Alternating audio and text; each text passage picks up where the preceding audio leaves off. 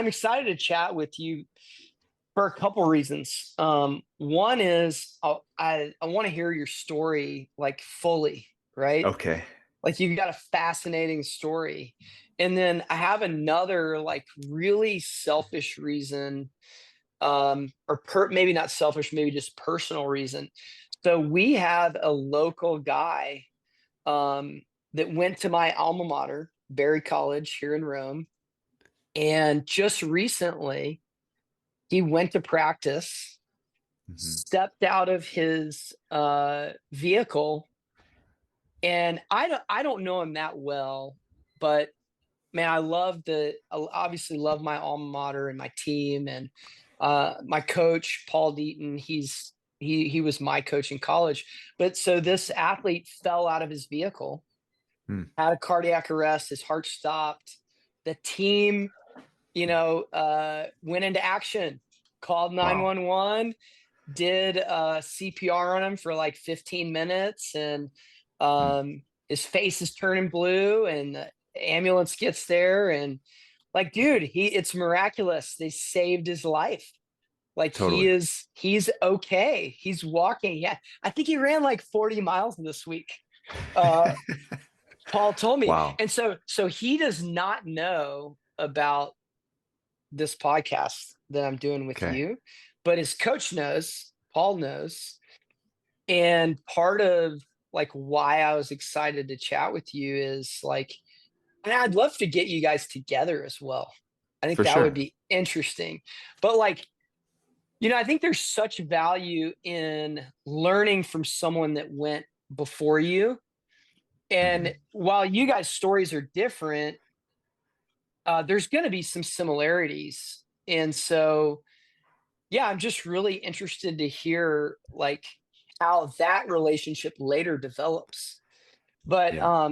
yeah, man, I want to hear your story. So like this is an absolute insane story. You Yeah. you died you died.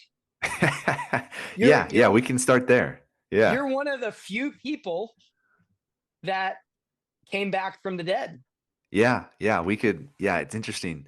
Well, first of all, just it's good to be here, and I'm thankful for your reasons. I'm happy to share the story. I'm happy for the selfish, personal reason.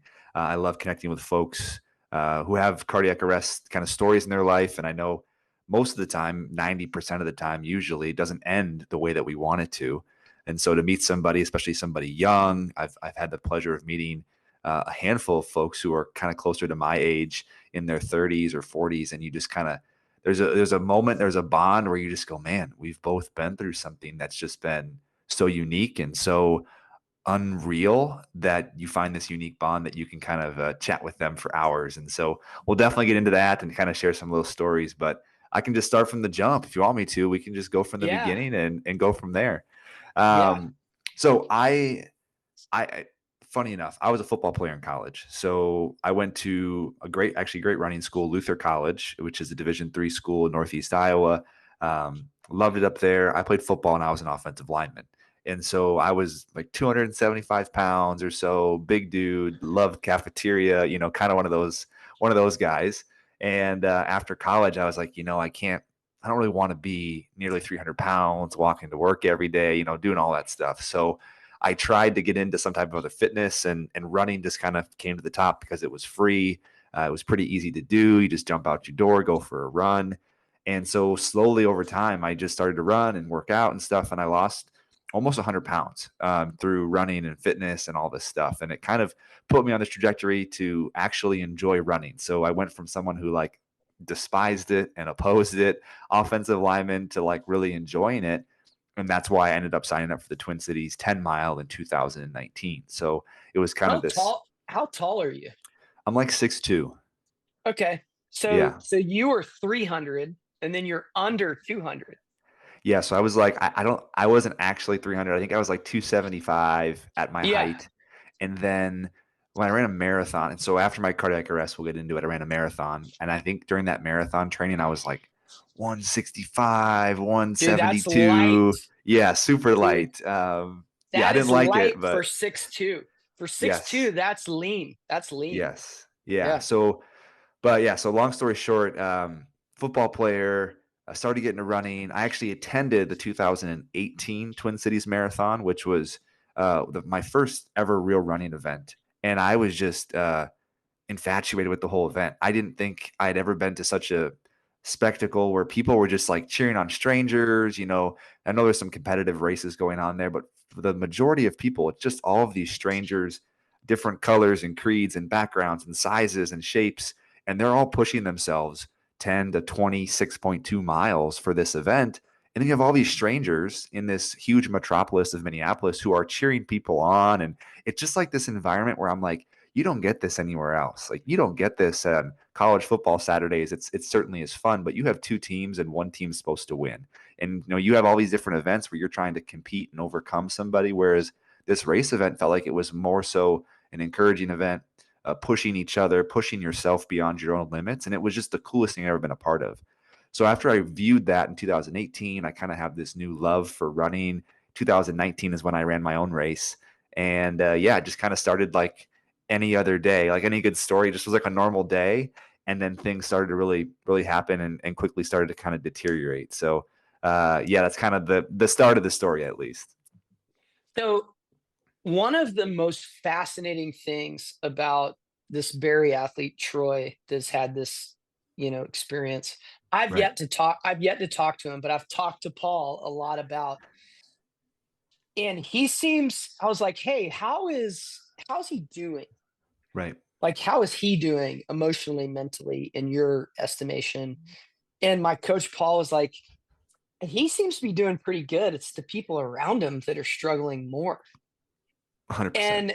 And he said that he seemed to have a lot of gratitude, like just an overwhelming gratitude towards life, towards other people. And I was like, I was like, I'm going to ask Tyler. Yeah. I wonder if that's not a choice. Mm. I wonder if you go through something like this, you don't really choose this is a question. You don't really Yeah. choose gratitude. It's forced upon you. Right. Like it's almost like, because I would imagine you don't have a lot of trauma from having a cardiac arrest, falling out. You don't remember getting CPR. You don't remember going to the hospital. You don't remember any of that. So to you, it's like, sweet, I'm still here. I'm alive. Right. I don't have this visceral, visual trauma of dealing with this. You didn't save your own life. Yep. Correct. Yeah. Yeah, you're spot on. I mean, so to maybe fill in the listener here. So 2019, I show up at Twin Cities 10 mile. I run the first 8 miles. Everything's great. I'm hitting my times. I'm feeling awesome. And then I just collapse like out of the blue, similar to your athlete Troy there. I just collapse out of the blue, two huge gasps of air, face on the pavement, blood streaming down everything, and I'm gasping for air. And Do you remember falling? no, I don't have any memory. It's kind of a good and a bad. I don't have any memory after mile 1. So they say that was Wow. maybe, yeah, maybe because of like a guided concussion, a pretty bad concussion, and when I fell. And then 2, when I was at the hospital afterwards, they put me in a medically induced coma for a brief period of time. And there's thought that that could have created some like short-term memory loss.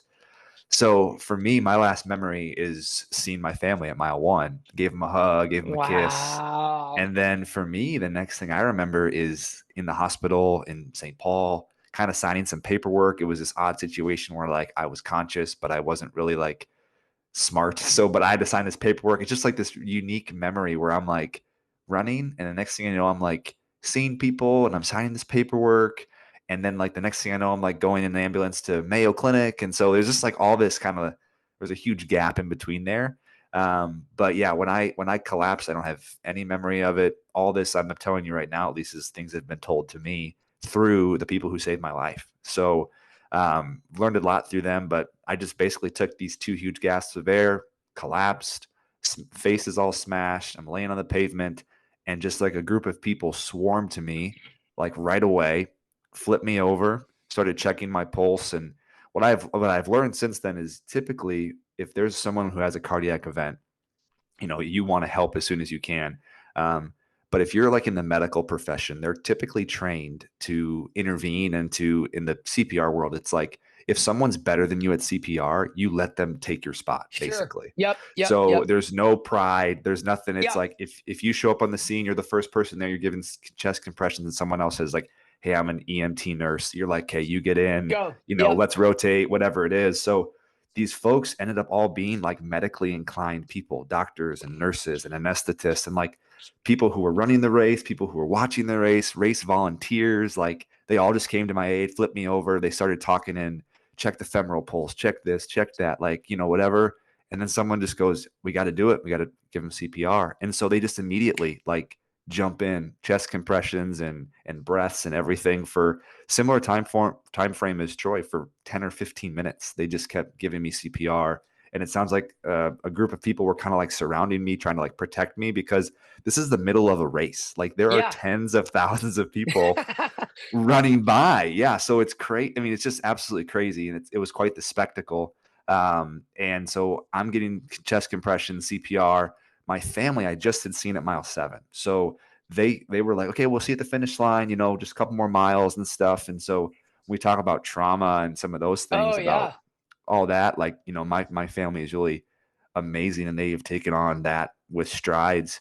But it's just that for me, I was on the pavement, and then an AED came on the scene and shocked my heart back into rhythm, and then I was kind of off to the hospital from there. So fortunately for me, you know, an AED just took one shock, which isn't always the case. Sometimes it takes multiple shocks, and that can get kind of nerve wracking and a little bit scary there too. But for me, it was kind of like the best case scenario for the worst case situation was kind of what happened from in my case. Yeah, because you could have had a cardiac event in the shower or Exactly. or Yep. driving or on your Right. own at the gym with nobody around or any number of things could have happened. Yeah. Exactly. When what's crazy is I ran one of my last training runs, 8 mile run through the woods of, you know, Western Minneapolis and By by yourself. myself. Yeah, totally. And so it's like one of those things where you're like, man, um, you know, answering your question about gratitude, is it almost like you can't feel anything but gratitude? I don't know if that's the case, but when you think about it, you're like, man, I'm so glad it happened, where it happened, and when it happened, and who it happened with, that I'm able to be here today and to, you know, now I'm married with a kid. So it's like kind of cool to think about what that group of people did for me to be able to give me a life, my son a life, possibly his son and his son and his son. You know, they're just CPR and AED training to me is so critical and so important. One of the only skills that is truly life changing. And so for me, that's really where I feel like my gratitude stems from. Um, just living my life every day, knowing that like it maybe wasn't a given, you know, and that's a hard thing to reckon with and work through, especially when you're in a hospital bed. But as you kind of get further away from it, for me at least, it's been a lot to process in a positive way. So you said you took two, I heard you said a few times, two big gasps of air. Yeah. Like how do you know that if you don't remember? Yeah, so someone was running next to me. Name is Dr. Morrison, and Dr. Morrison was running right next to me, and so we don't quite know what happened with my heart. So in my case, they think it was something with my electrical pathways. So you know, like a normal heart rhythm, like on the screen, it's like the up and then the down, and it goes up Yeah. again and goes back down. So they think for me, in my case, we've done these stress tests at the Mayo Clinic the last couple years, and whenever I get across 160 beats per minute, that little normal rhythm gets really weird. It kind of like does like a double beat. And so what they think maybe happened is I was hanging out at like 160 beats per minute for too long, or my heart, there's some pathway that's not quite making sense with my heart. And that beat turned into like a double beat and a triple beat and a quadruple beat. And it put my heart into something called ventricular tachycardia. Yep. So the chambers of my heart were the bottom chambers of my heart were just like beating so fast that it wasn't really pumping blood Pumping throughout my blood. body. Yep. Yeah. So I think this is my theory, which I'm just going with live here. So you can, if you have any doctors that are listening, you can help me kind of flesh this out. But it really just felt like that was happening inside of me, and my body like couldn't really keep up. And I take these two kind of, you know, two huge gaps, and I'm down on the floor within seconds. And so it's just one of those things that you can't ever predict or expect, but it just happened in literally milliseconds. So I have no idea about the tachycardia in terms of like medical terms necessarily. Like I understand the idea, but what's interesting physiology wise, if you're running a 10 miler Mhm. and you're at high 160s at mile 8, Mhm. dude, that's pretty reasonable. Like Yeah. that's where your heart rate should be if Yeah. you're racing. So what pace were you running? Do you remember? I was at like an 8-minute pace. So I was Okay. just like, and for me, that was like I'm not the fastest guy in the world at all, but I was like, if I could finish this in 80 minutes, I'd feel like really proud of myself. Like that would be a good deal for me. So that's kind of my leading theory. And when I look at my watch that day, I was on it like 8 minutes, 8 minutes, 8 minutes, eight Yeah. minutes. And so I was feeling so good. And then I didn't quite finish, but that's all So right. so that was like comfortably hard. Like you were getting after it. Correct. Yeah, Correct. yeah, yeah, yeah. Yeah. And where I was at on the race, um, my one plug for Minneapolis Twin Cities Marathon, great race, beautiful urban marathon. But the last like mile or two is kind of up a hill.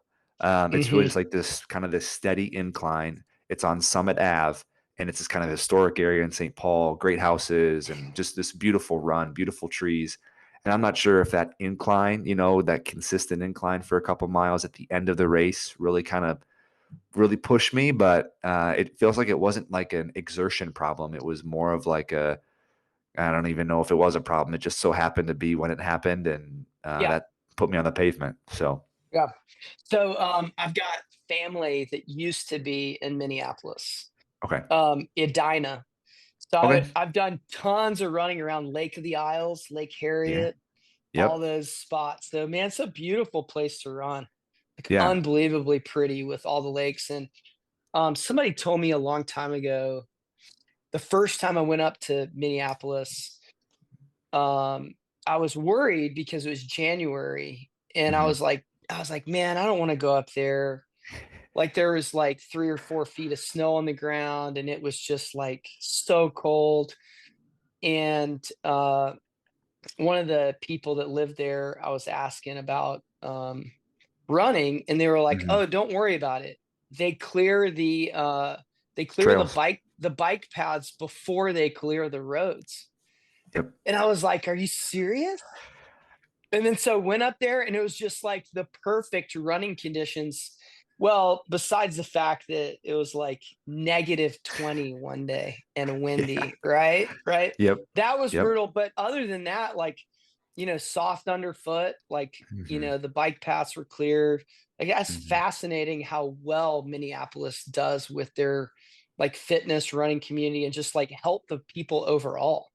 For sure. Yeah, and the biking kind of group here in Minneapolis is great too. I mean, we have tons of trails that go out of the city, but tons of folks bike to work every day, and so that's their theory is that clear the bike trails, then we'll clear the roads because people gotta get to work, people want to be active, and so yeah, we have a beautiful, beautiful area, especially to be able to have such a urban environment and then have all those parks and trails and things like Yes. that, and the Stone Arch Bridge kind of goes across the Mississippi River, and so there's some just awesome stuff that it's great to be a part of here. It's fun to be a part of an area that has a strong and rich history of running. I didn't know much about it until I collapsed, honestly, and then all of a sudden it was like kind of all these people reach out to me and things like that, and folks who wanted to kind of connect afterwards. But yeah, great running city and great people here in Minneapolis for sure. So were you married at the time?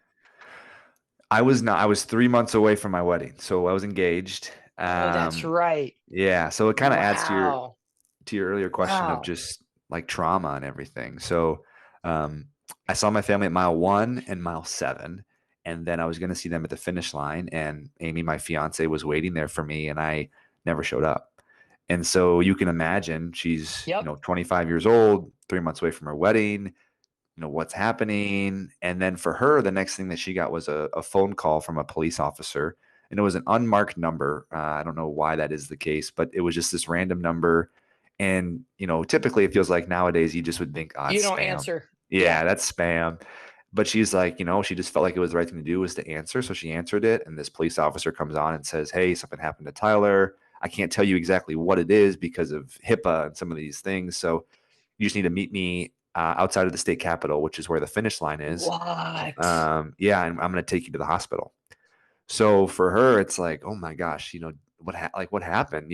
It sounds like he's alive. So like, did he break his leg? Did he get hit by a car? What are the things that could have happened? And so she and actually my parents were there too. They got into the cop car and drove to the hospital, and they get dropped off. And then the doctor comes out and tells them everything that happened. And, your son, your fiance is in a medically induced coma, and we don't know when he's going to wake up.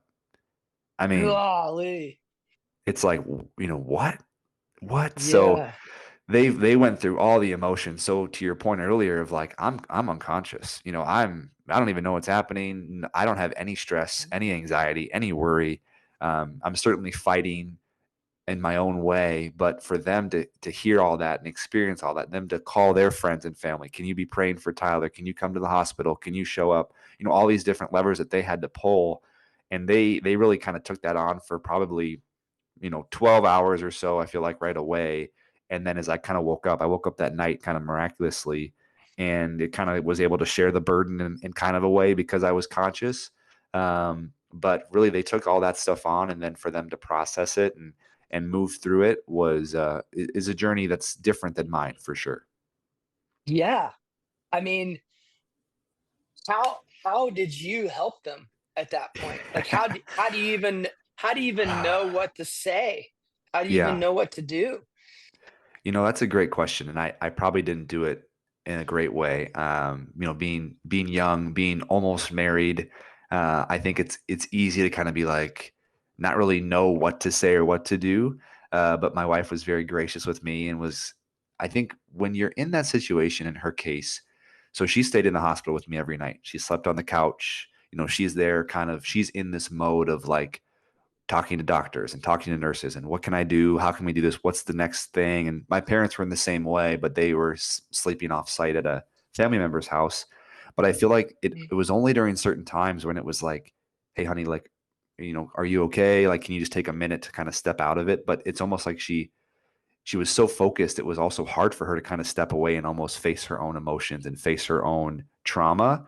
And so it probably took a little bit longer than someone would expect to actually kind of like dig deep and say, like, oh, how are you? Like, let's talk about how you are. Yeah. Everyone's been asking me how I am because everyone thinks I'm the one that's in pain and trouble. But for me, I'm just happy to be here, right? I'm just Yeah, happy to yeah, be yeah. alive. Gratitude. Yep. Yes, gratitude. So I think it really took, kind of to summarize that, it really took time and also like a different location to be able to kind of ask some of these questions and to probe. And honestly, probably should have done it like a couple weeks sooner than I did. But with everything going on, I think that kind of took time. And then once I kind of realized it with her, was like, okay, there's a lot going on here.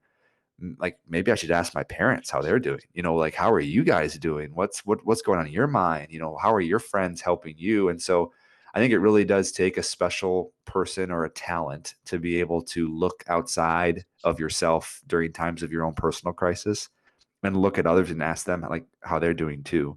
And so that'd be my advice to Troy is obviously he needs to take care of his own kind of health and wellness right now for sure. But to be able to look across the table to his parents or to his teammates or to the people who saved his life and just say, how are you doing? Like, can I help you? Can I get you to talk to somebody? Because that's really, to me, I think the unlock is just having somebody to talk to and just being able just to spill your guts and just say like, oh man, this has happened. And I thought this, and then I was feeling this, and I was feeling that. And like, just being able to speak that out loud to somebody is, I mean, that I'm not a therapist or any of that stuff, but I think that's kind of the root of some of the therapy is like being able to one share and then have techniques to work through it in the future. And so that's kind of the one thing that I think I've learned a lot since my cardiac arrest, and really since my experience with my own family, taking that to other families too. So trying to Mm, consider that when, whether it's a cancer diagnosis mm, or whether, mhm. someone loses a family member, you're kind of like in the moment and you're kind of focused on the one person, but there are so many other folks who are attached to that same person. And how do you kind of love on them in that same time is something that I have had new eyes for since my own cardiac arrest. So you wake up, everybody's obviously freaking out that you're woken up, that you've Yeah. waken up, or however you say that word. And what is your demeanor?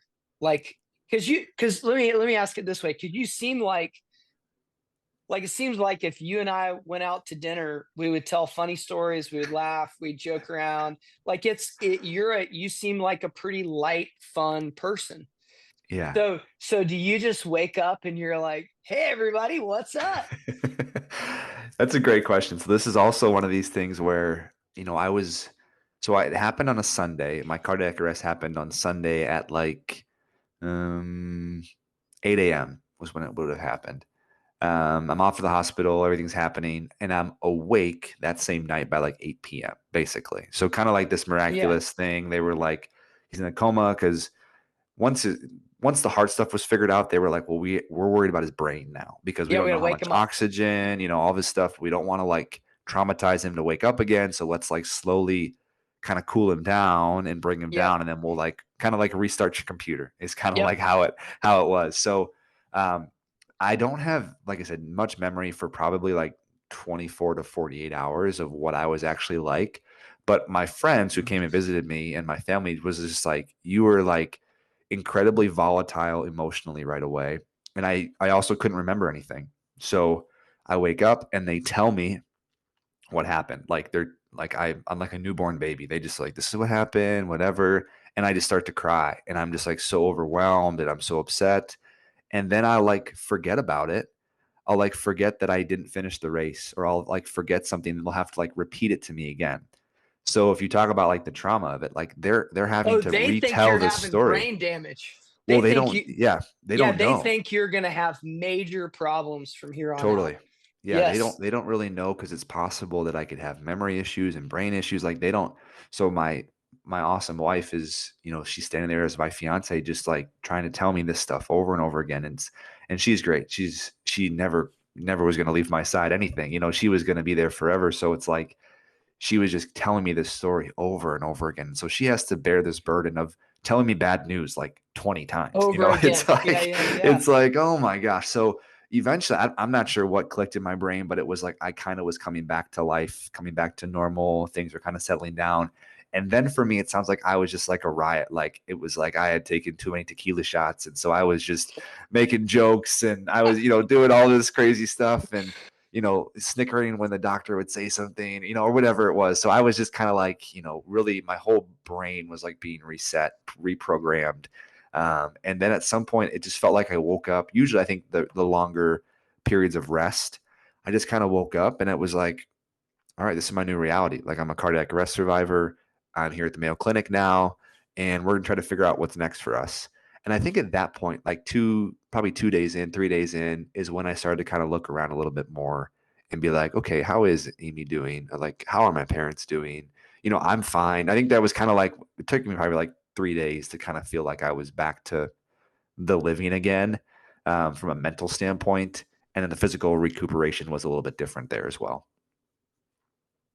Do you know, or has anyone told you, did you have any like personality shifts with this?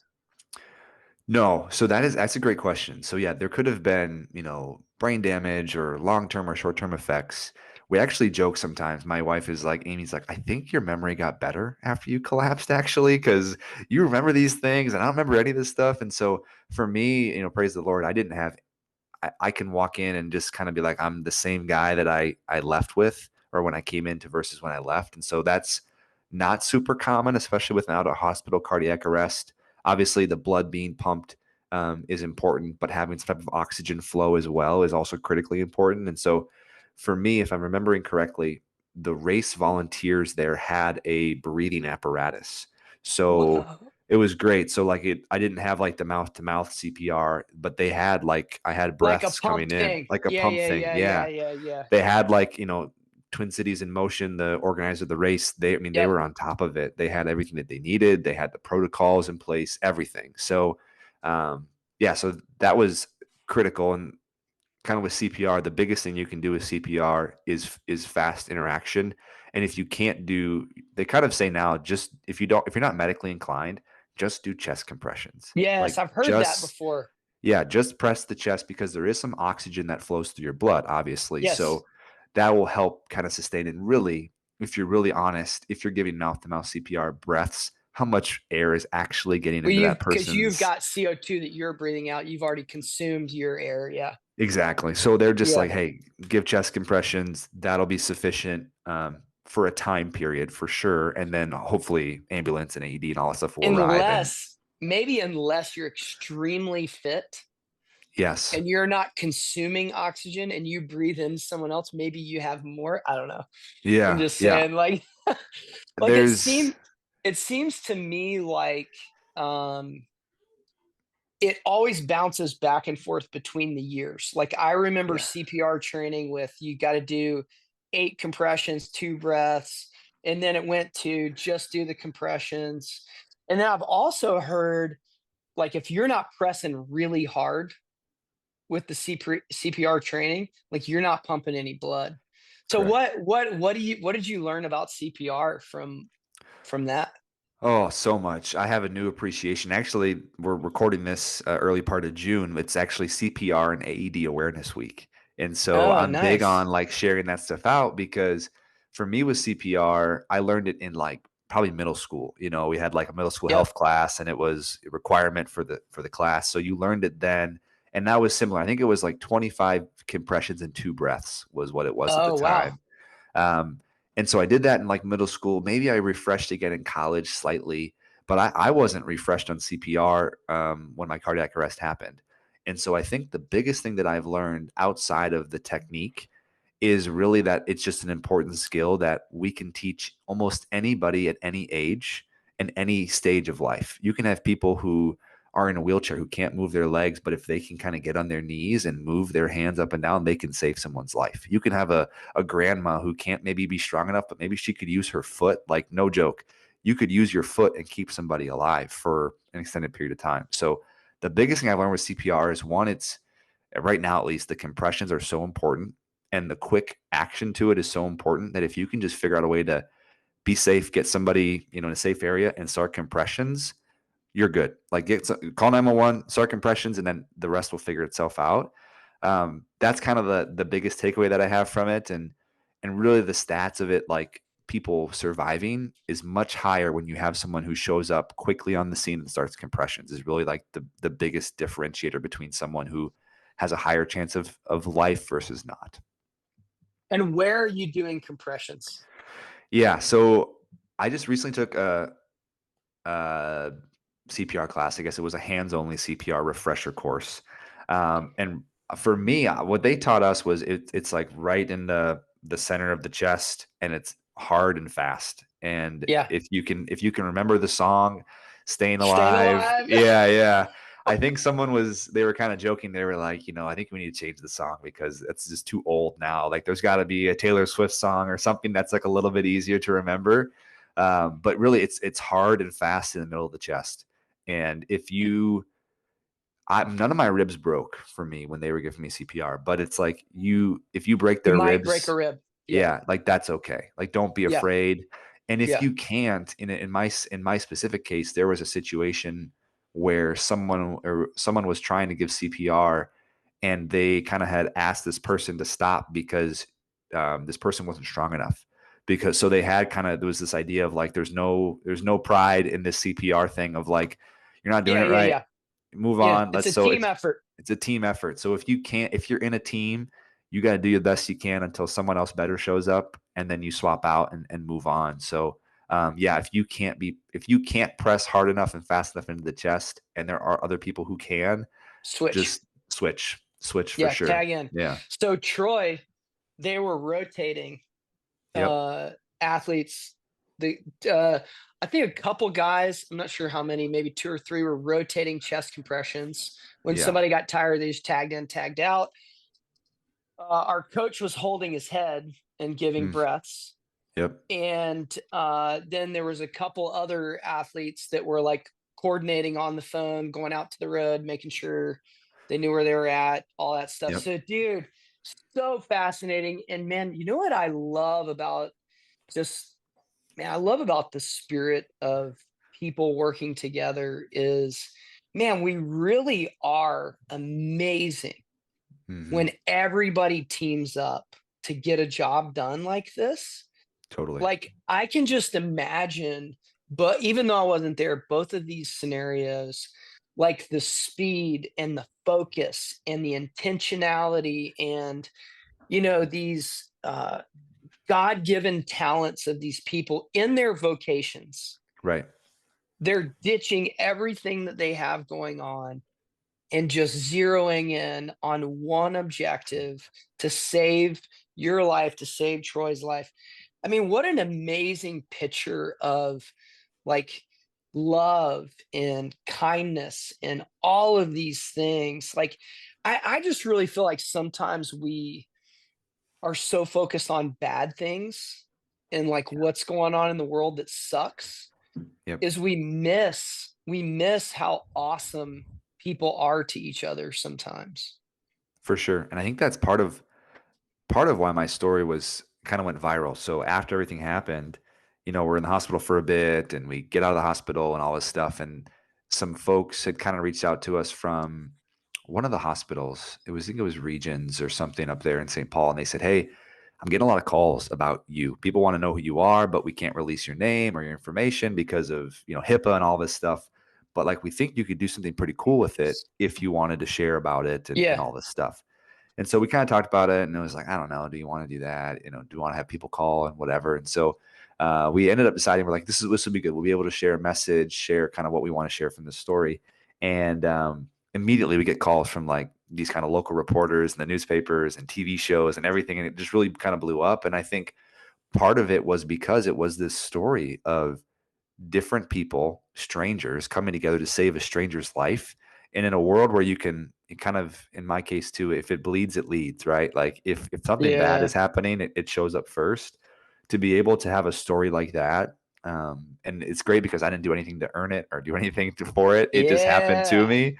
So to be able to have that story and to be able to share that story, truly it's a reminder of the human spirit. It's a reminder of the God-given gifts that we've been giving and the mindset, and how in your case it was a bunch of young men and women stepping up to support their teammate. In my case, it was a bunch of mostly older folks, like kind of in their 40, not older, I should say, but it wasn't college age students, kind of in their 40s, in their career, in their 50s, who were running and could jump in and save a young guy. So it's kind of cool to see how these stories can bring us together and show us some of the more important things in life that are outside of materials and possessions and status and stuff like that. Well, and I would imagine too, from your perspective of, hey, we're going to share this with a bunch of people. We're going to give you an opportunity. We're going to let you talk.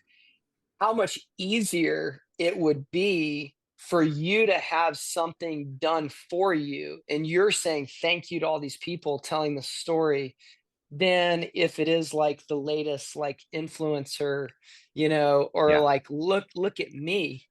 Look at correct. what I did. Like sometimes that's hard to get on board with. Like Yeah. just like, and so I also want to ask you, I want to ask you next about how you found out about Run Free. Yeah. But before that, like I've noticed, so one of our, so my business partner, our co-founder Ryan Hall, who's amazing athlete, like I've watched him over the years as someone who is the epitome of people coming to him because of something he did. Mm, Right? You ran fast, you perform well at the Olympics, you're a high level athlete. I want to talk to you. Tell me about you. It's so interesting to watch him like get to 40 and beyond. Like he is one of the most humble people. mm, He does not want to talk about what he did. Like he wants to know what you did. mm. And I've seen that from some of these pro athletes where at some point they get really bored of talking about themselves Yeah. because it gets old. It's the same question, it's the same thing over and over. But I think it's super cool when you get to talk about what someone else did for you. That doesn't really get old. Mm-mm. Never.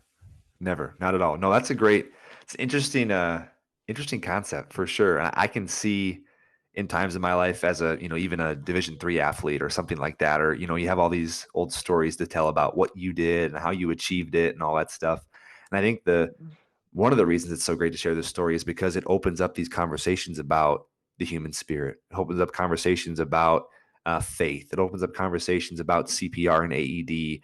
And like I just mentioned, the best part about it is I didn't do anything. Like I just Hmm. went for a run and I woke up. that's kind of how I view the story sometimes. So I would love to share with you everything that happened to me. I'd love to share with you about who was there and how important it was. And so I think for me it's energizing. I typically leave these conversations being like, that was way worth my time. And now to be able to, record it, or I do some public speaking stuff now, to be able to go on the road and share these stories. And you just never know, we could speak here for 2 hours and someone could get one sentence out of it, but that one sentence could carry them for weeks or months or years because it was such an impactful thing to them. And so for me, I think telling the story, to your point of like sharing about how it's impacted, how others have impacted my life, and now I get the chance to impact others through this story. It's kind of like the reciprocal cycle of benefits for both parties, and I just love to do it. So it's been quite the journey to be on since October 2019. So how did you hear about Run Free? Like, what I know you emailed and like we talked before, but Yeah. what was the like draw in there? Yeah, great question. So I'm in the process, kind of a long story, but I'm in the process of writing like a devotional book. So part of my part of my story, which we can kind of get into. So on my race bib was the word Jesus saves. And it was on my race bib because I'm a Christian and I wanted to share this message and all this stuff. And one of the guys who gave me CPR, his legal name is Jesus. And so when like the media connected the fact that like Jesus Jesus saves, saved you. Jesus saved. Yeah. So it's if you just Google Tyler Moon running, you're gonna get all this crazy, it's a lot of the headlines are like prophetic man, saved by Jesus and all this stuff. And I'm like, well, maybe don't click on those ones, but there's some that's really kind of like the local story was the newspaper articles tell me about this, the TV shows locally tell me about this. And then once this whole Jesus thing connected, it like really went like global. Like I'm seeing articles in different countries and in Spanish and all this stuff. And so that was really cool. And that really opened up a door to do some public speaking with, churches and schools and things like that. And because I've done all this speaking the last couple of years, I've basically taken all my talks and put them into a short book, like 150 pages. And so in doing that, writing for this book, it's like, well, would anybody be interested in like, partnering with me, or does somebody like care about faith and running and all this stuff? And so I've just been kind of like knocking on the door of different organizations like, hey, I'm doing this thing. And do you guys care? Does anybody want to buy this one day? And so I came across kind of Ryan and his wife's page and kind of started looking at stuff there. And then I'm not unafraid to email anybody, which is Yeah. a good trait about me. And so I just reached out, and I know that typically I'm always down for a podcast interview or always down to share a story because it's just fun to share the story, and you never know who you meet and the connections that you make and how you can help bring value to someone's life. No, that's super cool. Yeah. So what what are you or what advice or what thoughts do you have about your spiritual life? I mean, I'm assuming, so I asked you the question if your personality changed, right? Yeah. And you kind of answered that and said not really, like you're still. Hmm. And part of the reason I asked that question was I had a friend in high school, and this was a head trauma, but he got hit in the head in a soccer game and had like a really big concussion. Dude, Mm. his personality changed. Whoa. Like he had a brain like rewiring. Hmm. And so it sounds like none of that happened for you. And it's probably because they gave you amazing CPR Right. and you didn't have ischemia to the brain and an aneurysm or anything like that. Yeah. But what changed about your life? What changed about your approach to things? Because going back to my conversation with Paul about Troy, I was talking to him about that and I was like, I wonder if certain things, when you have a traumatic event, when you come back from the dead, like you hear about trends of people that have traumatic issues and how they're different Hmm. later. Like what's different about you, and not just what's different about you, but like what if you hadn't had that experience? Yeah. Like where do you think you would have gone without it? Like Is it truly a blessing in disguise Yeah. that you had to go through that? Would you go through it again? Would you not? Right. Like, I'm just curious about that type of perspective. Yeah. Great questions. And this is some of the stuff I talk about, which is also kind of fun too. So for me, I'll kind of answer the spiritual point. So I tell people this, they kind of expect me to be like, you were living this crazy life and then you almost died Yeah, and like things, sure. You changed. things Yeah, yeah. changed. And for me, I'm like, no, I like love Jesus. I was doing my life trying to live for him. I almost died and I just kind of kept doing the same thing because if I truly was a Christian before, that shouldn't change in the background. Sure. Um, so that side is kind of like not really like a big change. But what I do tell people is that I feel like my perspective on life is so different. Ooh. And so it's like it's hard to, with me not having memory, it's almost like, well, how does that really impact your life? But I feel like it was the moments in the hospital where you're spending kind of day after day. They're telling you we don't really know what happened, or we don't know what your life's going to look like, or we don't know yada yada yada. And I think being in that hospital room, seeing other folks in the hospital room, walking around the halls, kind of hearing these conversations, it just really reminds you of the things that are truly important and the things that really matter. And just kind of for me, sharpens the pencil on, I love my job, but it is not brain surgery. Like it's truly not brain surgery. It is not heart surgery. I love the things I get to do with certain friends and have certain things that go on, but like they are not life and death situations. And so I feel like just being in that environment for at least a week, but then like a couple years, talking about my heart, thinking about my heart, all these things has just given me great perspective to say like, what's actually important, because I just missed 3 weeks of work and I couldn't have cared less because I was like recovering. I was with my family. Everything was fine. So like those things they're good for us to do. They're important. But in terms of prioritization, I feel like it's been really critical for me to see how that has impacted my perspective on everything. Um, and really, I think that I show up differently. I think at work, I think with family, I think I really prioritized spending time with the right people versus kind of focusing on my own status or my own kind of work. And so that to me has been the biggest change since that time. Not like a deep core change, but really kind of a living it out principle that I try to focus on every day. So what does that look like in an everyday setting? Like, Yeah. what could you call out and be like, I'm doing this way, when before, even if it's not like, you were like going out getting drunk every night and, Yeah. like beating Right. beating people up, and now you're, like Right. serving the homeless. Like, Yeah. what are do you know any tangible things where you're like, I used to spend a lot of time doing this, but now I've kind of transitioned my time or my mind to do this instead? Yeah, I'll give you one of a primary one. I think it really happens when I see somebody else in a time of need. I think my brain and my action is very different than what it would have been before my own cardiac arrest. And I think it's because I've seen the importance of taking care of people when they have a bad situation happening. So I think that for me, that's kind of like a very tangible one. Before the accident and after the accident, I think I show up way differently when someone has a traumatic situation. It's bringing a meal, it's calling them, it's being very intentional about supporting people is probably the biggest one in terms of like a before and an after.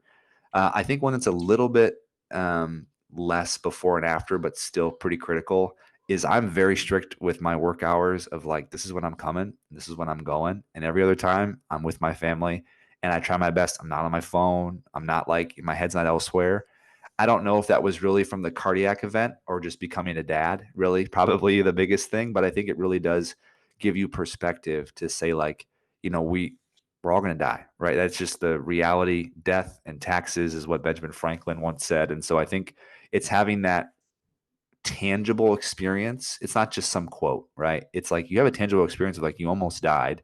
Let's apply that to like your fatherhood, right? Like let's apply that to the things in your life, your marriage or friendships or your relationship with your other family members. And so I think to me that's kind of more of like the showing myself, showing up for friends in times of need, very much a before and after of my cardiac arrest difference.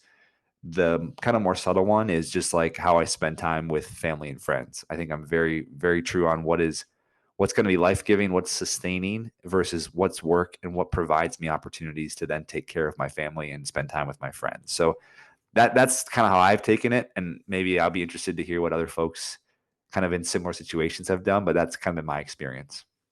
What about your perspective of what people think of you Oh, before yeah. and the time spent on doing things to make yourself look good, or Yeah. and I think we all Yeah. do that to a certain extent. I don't necessarily think that that's 100% bad, right? Mhm. Like, I don't want to have a flippant attitude about how I treat someone, in the sense that, like, I don't care what you think about me, right? Right. Like, I Right. do I do actually care what Tyler Moon thinks of me. I Mhm. don't think that's necessarily bad. But what I think, I'm curious to know, was there any shift of, like, maybe trying to impress people or do Mm. things for other people, as opposed to, like, just doing something that you enjoyed doing? Like, did you, Mhm. and maybe not, maybe you didn't notice any difference, but I'm curious of that, because I think as athletes, a lot of the times, like, our performances, they're dangerously drift to, like, I'd like to beat someone because I want to show them how good I am, which, Right. again, that's not all bad, especially in the heat of the moment. So I just did a podcast with Rory Linkletter. Okay. He was sixth at Boston, and Rory and Clayton Young were sixth, seventh with like 800 meters to go. And they both knew that the next half mile was going to decide who was sixth, who was seventh, Mhm. right? Like, Yeah. dude, that's battle. Right. Like, that is the time where you can, and they're friends, but Mhm. that's the time, like, Tyler, if me and you are playing ping pong and you serve it up, man, and I got the chance, I'm going to slam it, right? Right. Right. Like, that's good. And so Right. he actually said to Clayton, he forgot that he said this, but he said when he passed him, he said, "Let's tango." And then he ended up beating him, right? And he Yes. forgot, he said that. Oh, funny. And Clayton said it in a post-race interview. So I think some of that, like, I'm gonna show you what I Yeah. can do. I think some of that is in good fun. But I'm just curious, like, especially in this age when it seems like everybody's doing something to, like, post on Instagram, I'm gonna travel flex on you. Yeah. I just went here. Where have you been? Right? Right. Or Right. like, I'm gonna go to the gym, or I'm gonna take, like, testosterone or some crazy something Right. and get absolutely huge so you can see what I look like. I'm just curious for you, like, did any of that shift? Or maybe that wasn't even there before. Yeah. Not as much. I feel like um not related to my cardiac arrest, I wouldn't say. I think I've always been a high achiever. I like love to achieve. I love to get things done. And it's because I've kind of found this recently is I find a lot of value in people seeing me as a high achiever. So it's not like I always want to beat somebody, but I want you to know that I'm a high achiever, which is also has its own kind of faults and flaws of like I'm always kind of looking outward to like make sure that you know and that I know that I'm a high achiever. Yeah. Um, Not really related to the cardiac arrest at all. I feel like my journey of faith has been more of like, well, where do I get my true identity? Where am I truly Yes. defined? And so that to me has been more of like, well, my faith is in Jesus, or like my identity is in Him. So like, I don't want to be a bad employee. I don't want to be a bad X, Y, and Z. So, but like that's not where my identity comes from. So I feel like identity has always been a thing for me with kind of high excellency, high competition, and I think knowing where you truly get value from is probably the first step in understanding how competition um, impacts your behavior and impacts your value that you seek from it. I find a lot of value. Scripture talks a lot about like competition and stuff, but um, Pete Carroll, who's the coach of the Raiders now, Las Yep. Vegas Raiders, he was the coach of the Seahawks for a while. He is all about competition, and he's all about trying to get guys to compete and in everything. And his big thing, which I think is actually congruent with scripture too, is that like competition, the word compete is the Greek word is actually, it means to strive together. Yep, against the river. Yes. And I think it's like, okay, well, what like I like that because competition isn't like we're striving against each other. Like that's what we I think have turned it into, and that is in a way what it is. But we're actually helping each other become better through competition because you're not going to run as fast as you would unless someone's running next to you, right? Like you're not going Yep. to push yourself to that point. So I think the competition side of it can be super healthy and super beneficial, even in a heated battle, right? Like, you talked about Rory and Clayton there. Like those two would not have competed as well. They would have not have given their best result if they weren't chasing Without each each other. other. Yeah. Exactly. So there's Yeah. I think in running, and I guess my experience with like football, it's like, well, like, no, I need to smash this dude's face because he is right Yes. across from me. And so I Yes. think it can get kind of like the lines get a little blurry, but it's like, no, you can smash his face in, but like, you also need to understand that like your value as a person or like your worth as a person does not depend on if he crushes you or you crush him. And Yes. that's like a reminder, I think, for young athletes and even older athletes, I'm sure, is that like your worth identity is not on if you're bronze, silver, or gold or whatever. You could be last, but like if you went out there and competed your tail off and you worked hard, like that to me is something to go home for. And that's something that's going to help you much longer and deeper in your life than it is that like you won a gold medal because maybe you didn't even try your best. And so I think there's probably things that are probably intertwined there with competition that we can learn a lot from. But without the right guidance and coaching, sometimes that stuff can get off the rails for sure. I think there's immense freedom there to Yeah. actually try your best and fail and Yes. realize you can go home. You don't Yeah. have to, you know, I always joke with my kids, when they say go hard or go home, Yeah. like I change all those phrases. Hmm. Like I say go hard and go home, Yeah. Love it. right? Like I always mess with them. I'm like, hey, even if you win, eventually you want to go home, right? Right. Like you're gonna Absolutely. go home. So let's do as hard as we can, and then afterwards we'll go home. Right. And so I actually think I love that perspective. And that's Hmm. like the perspective that I believe. Like Hmm. you're a child of God. He made you, created you, Right. redeemed you, loved you, has ultimate patience and forgiveness for For you. sure. And that in itself should allow you to stick your neck out on the line, give your best with ultimate freedom. Like Totally. you can run without being afraid, you can run without, and at the same time you talked about being a high level performer and being Hmm. proud of that. Hmm. That does not mean that you just get on the race line and you rip it from the Right. very beginning blindly and Right. then fall apart and then blame it on, well, I was giving my best, Yeah. right?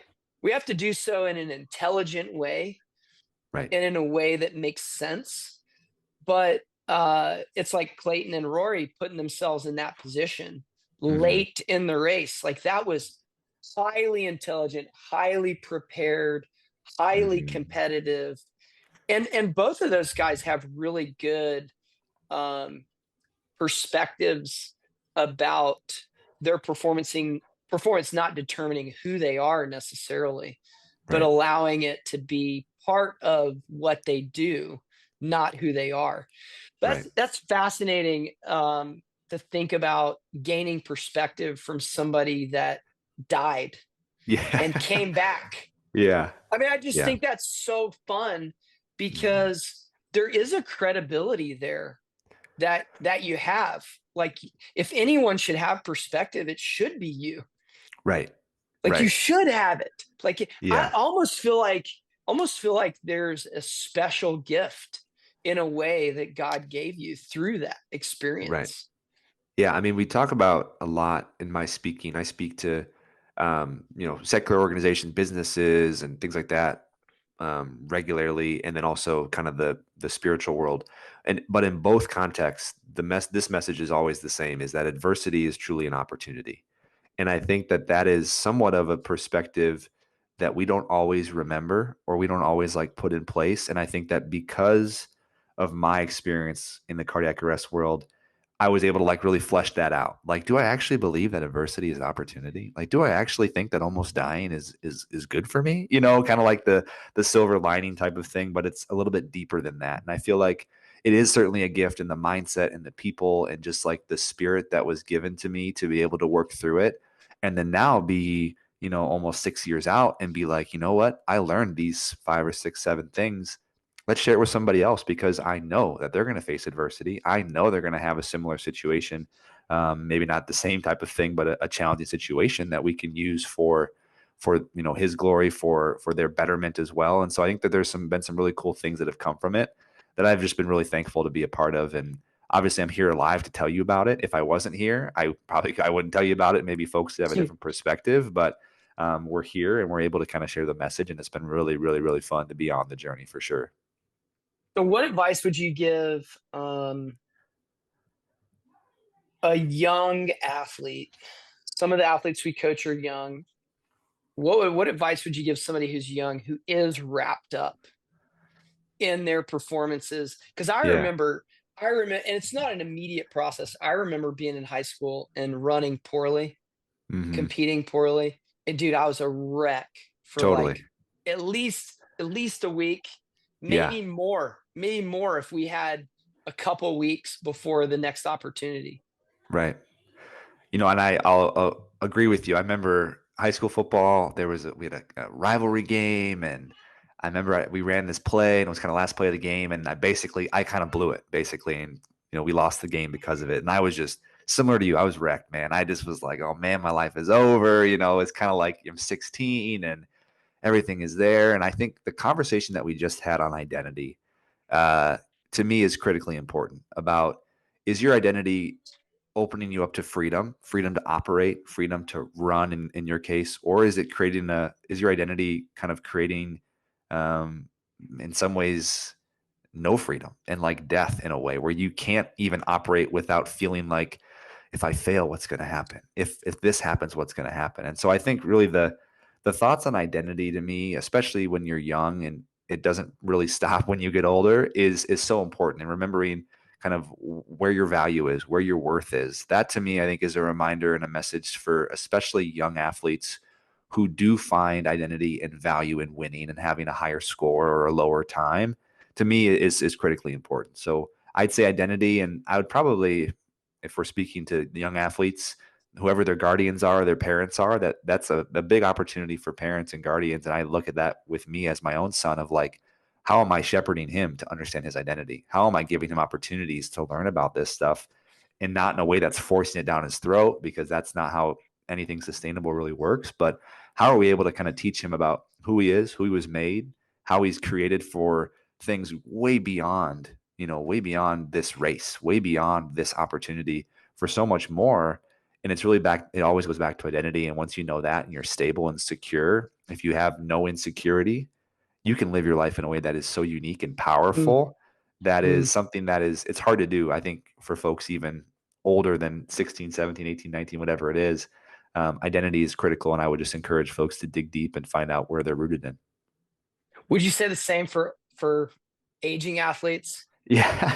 I mean, yeah, I mean, identity to me is always something that folks are going to have questions on. And I would think we assume that as you get older, you get wiser, which I would say in most cases is true, but we still Hope struggle with so. things. Yeah, I mean, you still Yeah. struggle with things that you have had plagued on for your whole life.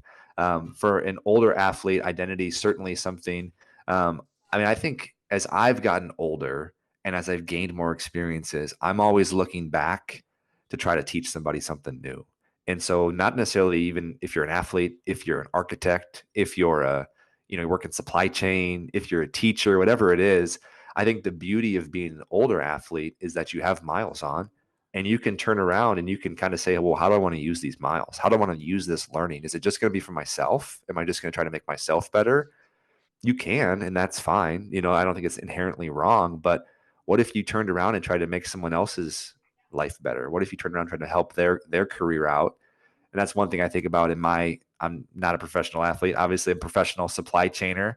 And I often think Hmm, about when I train somebody, I want them to be better at this job than I was. sure. And it's kind of like it's like, well, you don't want that. It's going to make you look bad. You want them to be like maybe not as good as you because everyone wants, you want to think that everyone thinks you are the best at it. And it's been a big mindset shift to be like, no, I want what's best for them. I want them to not have the same errors that I had. I want them to do better than I did because that's going to make their life better. It's going to make our company better. I think there's some kind of with age, hopefully some wisdom and some understanding about how you can help someone else out while also probably learning from somebody older than you or wiser than you at the same time too. The interesting thing about that comment about making somebody better than you or giving them the lessons that you learned is the reality. And that's totally my perspective with coaching, right? Hmm. Like, I would love nothing more than to like travel back in time For sure. and coach myself at a younger age, Yeah, because I think about that. I was talking to a buddy the other day. I was like, man, if we could coach ourselves back totally. then, we would have done so much better because we've 100%. had experiences and we've had reps coaching athletes, right? Yep. And so my thought process there is even to the point where I want to coach you so that I can download absolutely everything I know Right. so that you don't have to go through what I went through in the same way. But the Yep. reality of that is, if I keep learning as a coach, Hmm. then I will continue to develop. And it will always be the cyclical pattern of Right. me wanting to download more and help Right. you more. Because if I'm coaching you the same way now that I would have coached 10 years ago, that means I Yep. haven't gotten any better. For sure. So For sure. you and your supply chain, when you're teaching a new employee, like, you're teaching them what you know right now. Hmm. Well, while they're learning what you know now, you're going to learn more while they catch up, and you'll Right. be able to guide them even further. Right. And then they're going to learn something that you didn't learn, Right. and they'll propel you further. And Totally. so it's back to this, like, uh, you know, competition or togetherness, that we're Hmm. all kind of on this path trying to get somewhere. Yep. And whether it's someone's slightly behind you and you can feel them, right? You can Yep. feel them there. Like, Yeah. you don't even have to look back. You can just feel them there and it's pushing you ahead. Or if it's somebody in front of you that you're chasing, like, Mhm. that is, I think that's, wow, that's a great perspective. Yeah. Thank you for Mhm. sharing that. So, what is your running like now? What are you doing? Are you Yeah. still training? It's a great question. So, maybe I'll start. I am still running. It's very different now. I usually have like a golden doodle strapped to my hip, and I'm pushing a stroller, and it's Yep. 4 o'clock after work, and it Yep. it truly is it's a family affair, which I think is one of the beautiful things about running is to be able to do it with folks easily, pretty easily. But yeah, really for me. So after my cardiac arrest, um, October and actually November, we actually finished the last 2 miles. So after the race, they gave Yep. us clearance. So that was pretty cool. So I went back and we ran the final 2 miles. We had this little police escort, which was super funny, super fun. We were running the last 2 miles, and this one guy who was out for like a normal daily jog was like, "What are you guys doing?" And we're like, "Oh, we're just running the Twin Cities 10 mile." And he was so confused. I feel like he was just like, "I don't know what's happening." And he kind of ran off, and we just giggled and finished the race that day. And really for me, like that was kind of the start of my running journey of like, I played football. I did running to lose all this weight. And now this is kind of like my competitive, is this like Outlet. my era of competitive running? And so after that, I had to have defibrillator surgery, which was already on the books. So I have a defibrillator inside of me, which just keeps me alive just in case anything were to happen. Yep. But while I was kind of in that time of defibrillator surgery and coming back, was when COVID hit. So a lot of stuff happened during COVID. And we had all this time on our hands and a lot of things going on. And I was like, Amy, I think the Lord's really wanted me to like run a marathon. And she's like, what? Like, No. no, like, No. what? Like, I'm calling my parents, like, I'm gonna run again. They're like, okay, they were also supportive, but every once in a while, someone would be like, You you sure? almost died. Yeah, exactly. Yeah. You sure you want to run? And I was like, no, I really feel like this is like so important, especially during this time of COVID and just like so much hopelessness and so much fear and so much anxiety. And so at that point, I started training for a marathon. And the following year, we ran a marathon together, right around where you were. So like Lakely Isles, Lake Calhoun, like all that stuff. Yep. Because it was COVID, it was a virtual event. And it was great for us because Amy rollerbladed with me the whole time. So she rollerbladed next to me. I ran, but it was 18 degrees. It was so cold. It was like Oh yeah. October 24th, That's brutal. 2020. So cold. But we ran it and it was awesome. It was a great time. And then I did one more race the following year. So in 2021, I ran the Twin Cities 10 mile again. Um, and my joke is that I started it and finished it on the same day, which is pretty exciting for us. But I ran it with Jesus, who is Jesse Yep. or Jesus Bueno. So I ran it with him, which was super cool. So that was a really fun event. And then after that, I just kind of felt like I was like, oh, I think I'm like pretty good running races. I think like my message has been shared. Like no one needs to see me on the news anymore. I've done this enough. Like I think we've gotten our message out. And so I've just kind of been like back to being a dad, working out at the gym, going for runs, doing biking, Peloton, like all this stuff. So I've kind of settled into like suburban dad running, kind of get a couple miles in every few days. And especially in Minnesota, it's like the best time of year to run, kind of this spring, summer, fall. And Yep. so I'm just enjoying that right now. And to be able to do it with my son and with the dog is a pleasure to be able to kind of take him away and just to be able to share time with him. Dude, that's awesome. Yeah, so that's like a quick update on my journey, and I found that I really like New Balance. That is my shoe. That is like my Okay. number one. I don't know why. I was running in all sorts of different shoes for a while. I started off in just like some random Adidas's, and then I transitioned into some Brooks maybe or Saucony or something, and then I found New Balance, and it just all worked for me. Everything it feels like it feels so great. What model? Oh man. I think it's like the 580. I don't know. A lot of runners on this podcast, they're gonna poke at my number here, but it's just like the basic running shoe, and they just changed they changed 880? like is it 880? 880? 980? I don't know. Maybe. Maybe. I don't wanna mix up like the lawn mowing shoes and the running shoes. Yeah, yeah, yeah, Those are yeah, two different yeah. ones. But yeah, That's no, right. we have because of the great kind of running stuff up here. We have some great shops and great places, and someone offered me New Balance, and I haven't looked back. So that is my shoe. I'm live or die on New Balance for now, at least. That's awesome. Have you ever Yeah. tried like a carbon fiber shoe? No, I don't think so. All right. Go All right. where do you get your shoes? What store? Usually it's TC Running, Okay. which is up here. You should go and just like hang out there for 20, 30 minutes, Okay. an hour, ask them to try some carbon fiber shoes. So it's basically a carbon fiber plate with two smushy foam in between the carbon fiber. Dude, you run Okay. so much faster. Really? Yes, Okay. and I'll take it's your like word for it. a lot less pounding on knees, hips, back. It's really like a fast running shoe though, Okay. like for racing or workouts, but not Okay. super cool. Yeah. Well, did we miss anything? I definitely want you to hit me up when the book's ready.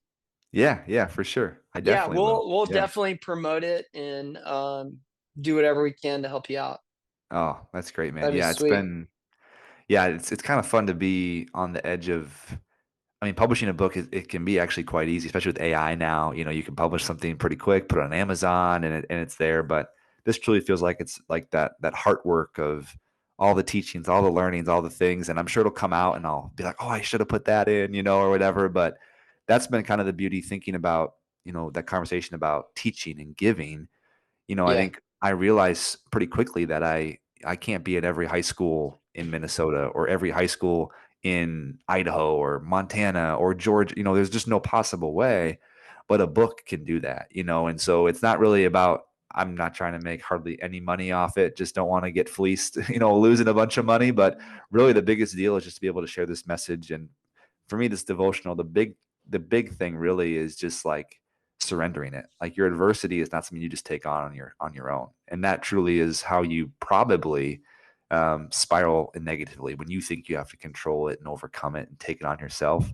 And so that's kind of the main message of the book. And there are some kind of different chapters and stuff, but I'm excited to do it. And I think that'll be important and a good legacy piece, because 100 years from now, 200 years from now, I mean, we'll be long gone. No one will remember us. But I think those important messages that we share, the things that we help and encourage other people, is critically important to me and our family. And so I'm excited to kind of get this thing out there. And I will certainly loop you in and Yeah, that'd be great. get you included on all that stuff.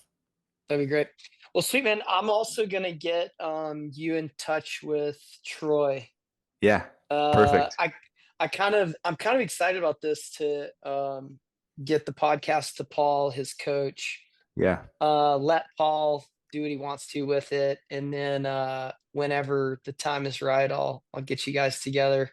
I think he's only, I want to say it's been about a month or Okay. maybe two Yeah. since his. He's in it. Yeah. Yeah, he's right in the thick of it. But Yeah. I think he ran 40 miles last week. Man, that's amazing. Good for him. So That's yeah, amazing. yeah. Golly. One quick thing about him Yeah. that was that the Paul told me. I was like, "Hey, so how's the team doing Yeah. with Troy?" And he was like, "Well, every time one of them sees him, they like crumble, right? Oh, Because they yeah. saved his life." And he's like, Yeah. "Hey, what's up?" And they're like, "Oh." Yeah. Totally. So, Totally. did anybody like That's a good question. I got to, it what was your was, interactions with people after, like, that yeah, knew it happened but maybe didn't see you, or what, that's like a with great Jesus, question. like seeing these people that saved you. How was Yeah. that? Yeah. It was weird. I'm going to say it, like, it was just weird, straight up. Because it's kind of like, they know a lot about you, but you don't know anything about them, kind of a thing. I could have had 100 people come up to me and said, I gave you CPR. And I would have said, great. You wouldn't. I Yeah. wouldn't have known. I had no idea. So it's like, Great. in my case, it's like, that's awesome. But for me, it was really fortunate. So Jesus, he goes by Jesse. He actually um, called me like after everything happened and was just like, hey, like this was before the whole Jesus thing too. It was like he was just being a good guy. Like, I was Yeah. one of the guys. And I just wanted to say, like, I'm so happy you're alive and all this stuff. It was really sweet. And so that was cool. And then I think once we started to kind of like the news started to kind of blow up and all this stuff, we had this opportunity where the race organizers, Twin Cities in Motion, invited us all to their end of the year banquet. And so it was me and Amy, and then there was I think there was like 8 of the 12 that were there. And it was kind of awkward because it was just like, I don't know you, but we have this bond that is just like, like you want to hug me, but I don't really know if I can hug you. Like you're a stranger, it's kind of like, okay, let's kind of figure that out. So I think for them, had some really sweet comments. There was one of the guys, his name was Mark. He's a firefighter, and he told me, he's like, I've done CPR a number of times, and this is the first time it's ever actually created the result of someone staying alive. And so I think for him, in his specific case, he was just like, I mean, happy that it was successful. And so I think each person kind of along that line of about a dozen people has their own individual story, their own individual understanding of the event and CPR and life and death and all this stuff. And so I think when they see me or when they see you, they really just kind of have to process all that in real time. And so I'm not Yeah. surprised that, especially if you have an existing relationship with those Yeah. teammates, Yeah. Yeah. Yeah. I can't even imagine. Like, I'm If glad your that wife they're had to all, give you CPR. oh my Yeah. gosh, yes, Yeah. totally. And I've had the chance to chat with a couple folks who have had cardiac events. So really good friend in Iowa, someone in Minneapolis here, and then I just met another guy the other day on LinkedIn about it, and it was just like you kind of like hear these different stories, and it really just depends on the relationship that someone has with you and how it happens. And I think for folks in the medical industry, it probably happens more than I would ever anticipate, and things going positive or negative. So I think in my case, most people were just kind of like, yeah, we're happy you're here, but I do get like notes from them, or I do get kind of like updates from them, and I think they really appreciate seeing me live my life. And that's Yeah. something that I feel like is, when someone saves your life, do you like send them a fruit basket? Like, what do you do? How do you say thank you? Right. And I think Troy might be being like, you're my roommate. Like, I give you a couple bucks to buy a burger? Like, what is it?" And I think the biggest thing that I've walked away with and what people have told me is like, we don't want anything from Yeah, you. yeah, yeah, yeah, We yeah. want you to live your life. Like the Yeah, best yeah, way that yeah. you can in my case, and really in any case, when someone does you a solid, when you have a great teacher or a great mentor, a great parent, like the best thing you can give them is a life that is lived and that's like worthy of not necessarily, I don't want to say excellency, but it's a life that's lived well. And I think that that's what I try to do every day, outside of just the cardiac event. But I think that they see a lot of value in seeing me post on Facebook. They see a lot of joy in me having a kid. And so I think that that's kind of like Yeah. the longer term play, which has been a unique relationship to have for sure. Yeah, yeah, yeah. It's like you have something to give them that's more valuable than a Starbucks gift card. Totally. Yeah. 100%. Yeah, Yeah. Yeah. it'd be like if you proposed to your wife, she said yes, and she said, "Thank you. Here's a Yeah. gift card for $5." What? Why are Yes. you giving me a gift card? I want to That's spend almost time. Yeah. yeah, that's Yeah. almost like a slight to the gift. Like Yes. I get it. Like your gift to them is you. That's Right. enough. That's enough. Right. They Right. don't need anything else. Totally. Yeah. And I've even had the opportunity to meet with some of the firefighters who did the AED on me, Yeah. and, that was super cool too. They were, like, cool as cucumbers because they do this stuff all the time, which is kinda Yeah. crazy. But kinda going back to our first conversation is they kinda asked my parents, like, "How are you guys doing?" And I Yeah, think, yeah, like, yeah. they They knew. know. They Oh, for knew. sure. Like, they were like, "Okay, this Yeah. kid's fine," "He's Yeah, yeah. okay." Yeah. So I feel like there's some unique things, and I'm, excited for Troy, and I think it'll be interesting to see it with his teammates, and not to predict anything, but it could also just be a Yeah. process of they might get a year from now and just be like, man, I really like haven't processed that fully, or like I maybe should talk to somebody, or maybe some of them will say, Yeah. I'm good. It just took me a couple weeks and it didn't phase me at all. I think that's kind of the unique thing about some of these events is that everyone processes them differently. And the beautiful Yeah. thing with that you have with Paul and his group is that he gets to kind of shepherd them through that. He gets to Yeah. see some really cool He's things. he's Yeah. an awesome, awesome dude, awesome coach.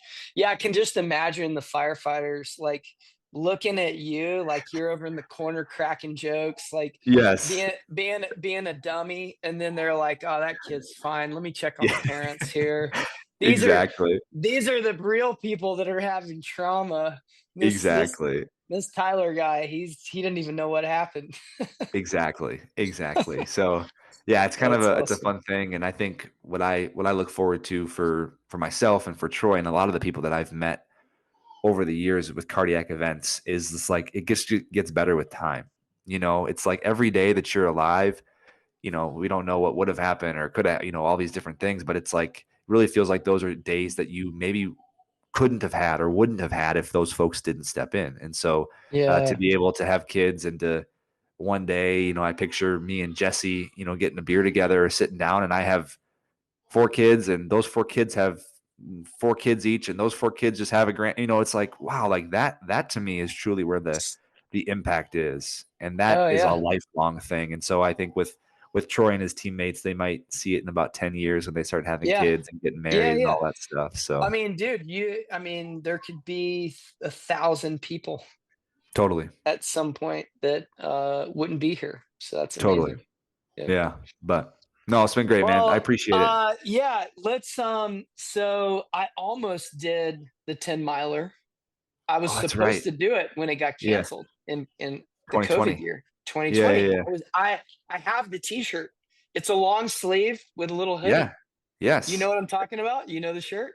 I think I have I have the marathon version of that one. So, Yeah. yeah, Yeah. so I think The you gotta 10 come miler. back up. That's what you're Yeah. telling me. You So gotta come yeah, back up. at some point, I've always wanted to do that race. So I have a good friend who lives in Minneapolis too. So I'm happy to add another friend to my Yeah. Minneapolis group. So yeah, no, dude, I'll definitely come up there at some point. I'll hit you up. Yeah.